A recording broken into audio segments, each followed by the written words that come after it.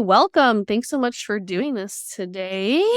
Ashley, why don't you just introduce yourself to whoever might be listening and tell us a little bit about like where you are in the indie birth universe, like where you're at. Yeah, I'm Ashley Rogers, and I am in the advanced midwifery portion, learning twins and breech right now. Super cool. So how long then have you been in the indie birth midwifery school at this point? Since When so did you it's a little over a year now. I started August of 22. Sweet. So you've been around for a little while. Yeah. Awesome. What has been like your favorite part so far of the school? Like whether it's a course or just something about how it's structured or a specific lesson, like what's been something you really loved the most? Woo. Um, I really loved the dystocia unit. I heard it was very heavy, which there was a lot of heavy content in it, but I felt it was just so well done.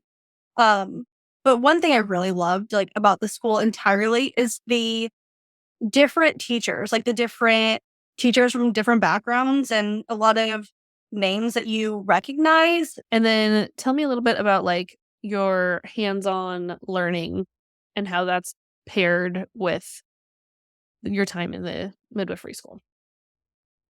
Well, so I've been in an apprenticeship for a while, and I don't know what this is, but every unit that I've learned, I feel like I see it come up in birth, like in the few weeks that I'm learning about it. So, yeah, and I mean, it's been the same for dystocia unit, hemorrhage unit, and since I'm on breech and twins, I'm waiting for a surprise twin or a surprise breech.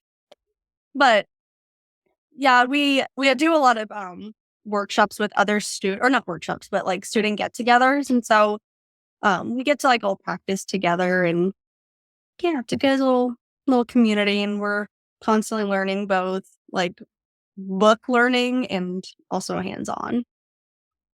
So you feel like the content and material that you've been learning in the school is then showing up and appearing in your apprenticeship, kind of Yeah. sometimes in real time. Yes.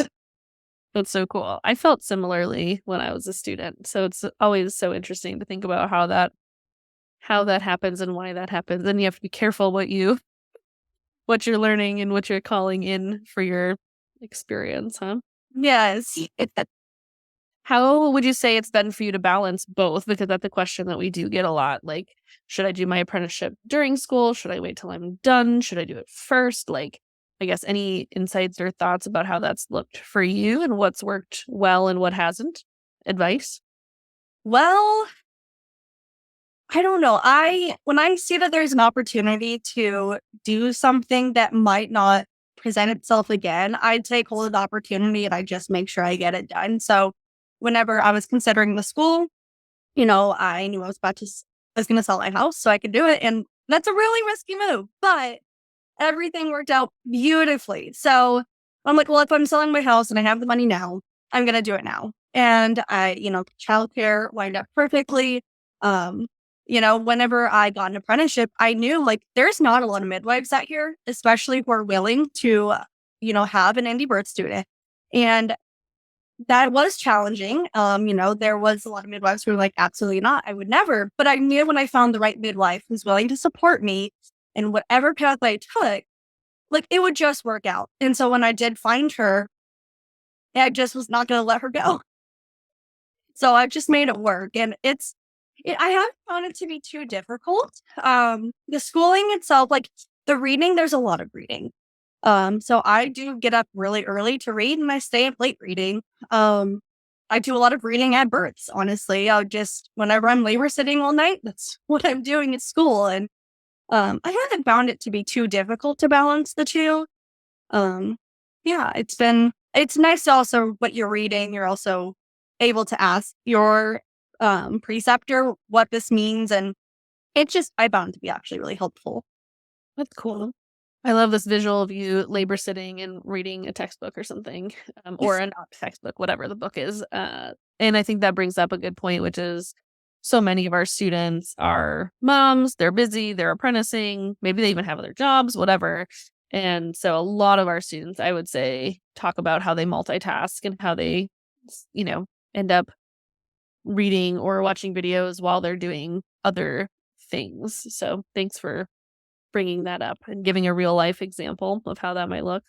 Yeah, I save my podcasts specifically for whenever I'm on my way to do prenatals or do postpartum visits or do births, because I have an hour drive there and an hour drive back. And like, I already know, like, those are my set podcasts. I love the visuals, like with, and like the skills workshop, how they have like all of the videos that you like, they demonstrate things. I love those. I'm such a visual learner. Mhm. So anytime there's a video, always super helpful. Yeah. Um, I do struggle reading a lot of the like research pieces, but I push through them with my Margot hat. Funny. Yeah, and I'm glad you brought up, like, kind of all the different kinds of content that are woven throughout and, different courses were created by different people. The bulk of them were created by Mary and myself, but we also have had other people throughout the years contribute stuff or even build out whole courses for us. And, um, the instructions we gave them and that we gave ourselves and sort of the mission we gave ourselves was to make it as multimedia as possible. There's things we definitely would do differently if we did it over again and will do differently when we remake things going forward. But that was kind of the goal, was to have it appeal as much as possible to different types of learners. Um, so yeah, the videos are huge. And, I think part of our next revamp is going to be adding even more of our birth videos that we have from our clients and with more commentary, kind of more case study sort of stuff. So it's helpful to hear that people like those sorts of things. Oh, definitely. I also really love that all of the final projects, and I've talked about this many times, like even on Facebook, like it just it makes my heart so happy that all of our finals is to build us up for our future. And I don't know, I really appreciate that. And that doesn't feel boring at all. I really do look forward to creating my finals every time. So, Cool. And so for people who don't know exactly what that means, like at the end of every course, we have a final project, which often has multiple parts.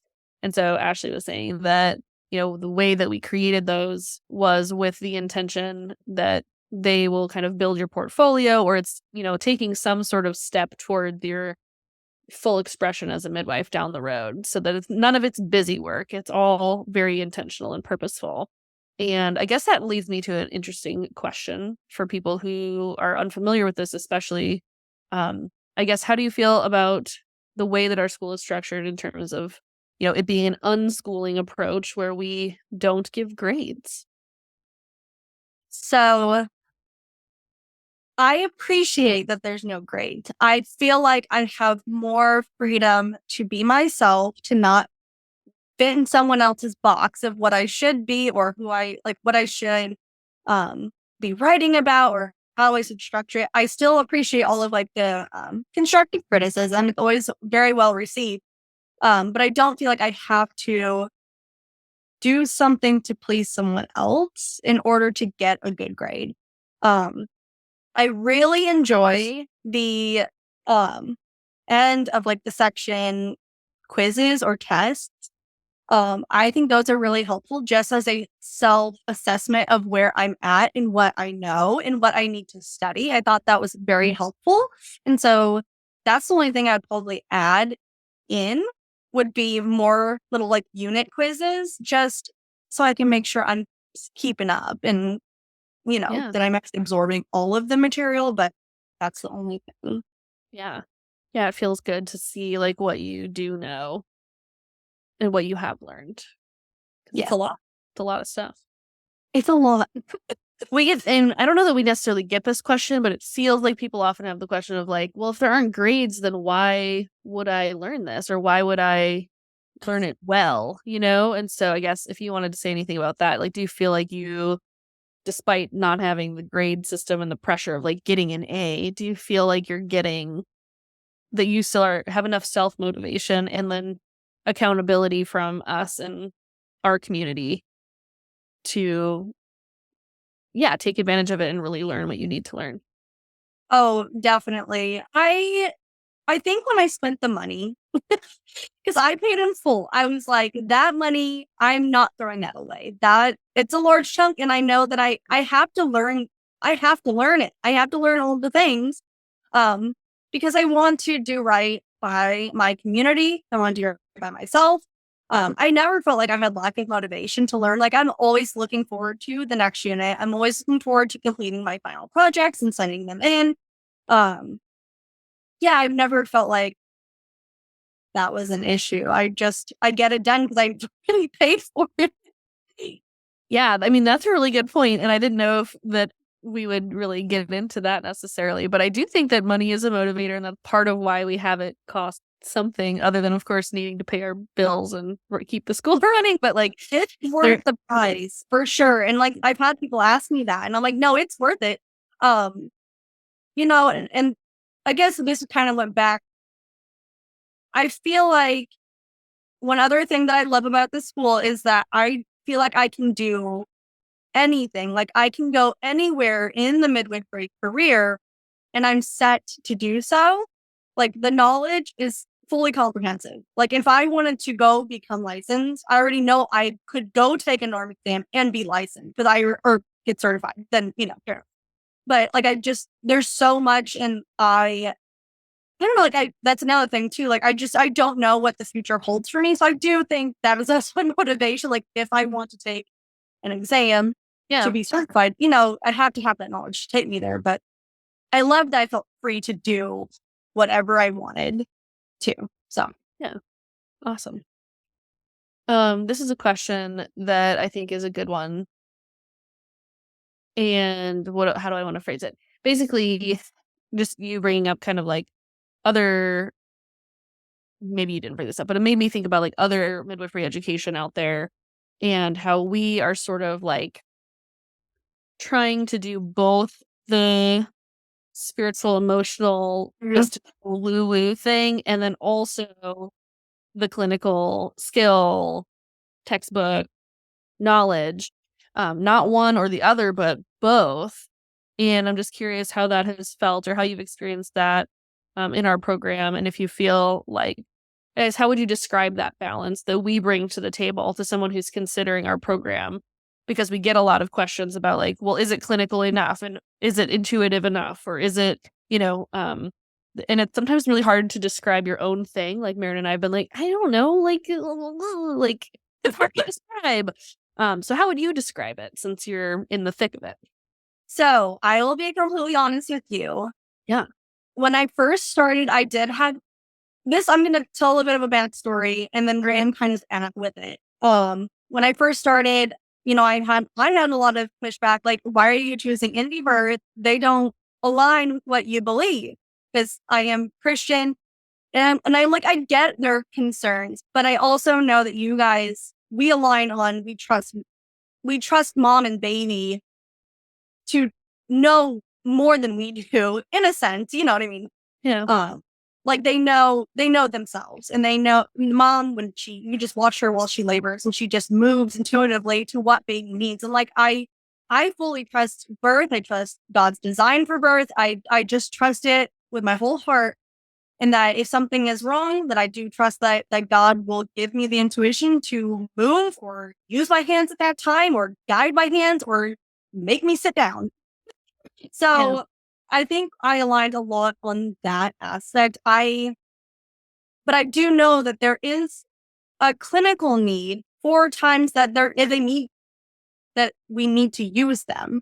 So in the actual program, I've had to kind of adapt a little bit to my own beliefs. And I felt like the whole school had been super supportive of that. I have never had any pushbacks or, made me feel less than if I decided not to do like tarot cards or if I wanted to do like a devotional instead. Like it's been very supportive of how I align spiritually and then following that path. Like it's always been very supportive, I guess, along the way.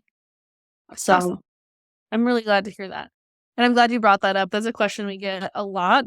And sometimes it's a question that we don't get until like way later when someone is like, well, I originally didn't go with you because it felt like it wasn't spiritually aligned. And I don't want to put words in your mouth, but hearing you say, like, I trust the mom, I trust baby, I trust God in this birth realm, like, Mirren and I would both say the same thing. We just different language sometimes, you know? Right. Yeah. So, and maybe we use different tools or different texts or, so, yeah, I just wanted to point that out as a thing. And I think we've even written about it other places that we have students of all kinds of different faiths. At the end of the day, I think that that is something that makes our school different, that there is a spiritual underpinning. We try to invite our students to incorporate their spirituality, whatever it is, to bring to the table because midwifery is sacred. And, we want that to be true for everyone. And we know that everyone comes from different places. So I don't know what my point is other than to say, I think that is a really important part of our program. So it's funny sometimes when people are like, oh, I think we thought your program was too clinical and left that out. Like, no, like sometimes we're so into the spiritual thing that people are turned off by it. So it's just so funny, like trying to meet people. Yeah, we're not trying to meet people in the middle. We're just trying to be ourselves. If somebody out there is considering our program and they're maybe just starting to consider it and thinking about becoming a midwife, like what would you say to them? Which I know is a huge question. But if you had just a couple minutes, like what would you say to this theoretical person? Well, I mean, I've been there, and I I guess I just put it out there, and I'm like, God, if I'm supposed to do this, I need you just to provide a way. Just make a way, and then I'll do it. And I'll be obedient, and I'll dive right in. And that's what I did. I just kind of sat with it, and I'm like, yeah, like I don't think I could do anything else. I think I have to do midwifery. Um, it's just gets me excited every single day, and I know that it won't always be that way. I know that it gets very emotionally exhausting. I know that, but and right now, it's like, yes, for now, I'm like, I am excited to do it. I'm excited to learn all of the things. And yeah, I knew you guys would be fun. I knew that your school would be fun, but also, and I honestly, I felt like the information that I got from this school was more than I expected. And that was also a really nice surprise. But I don't know. I feel like it was very challenging. And so if you're going to sit with it and if you feel like that you're being pulled towards it, there's probably a reason and you'll have a way to get it done. Just don't hem and haw for too long. Just go with your gut. Go with your gut. Love that advice. All right. Well, thank you so much, Ashley. I have been interrupted by the toddler clock. So I think I'm about to also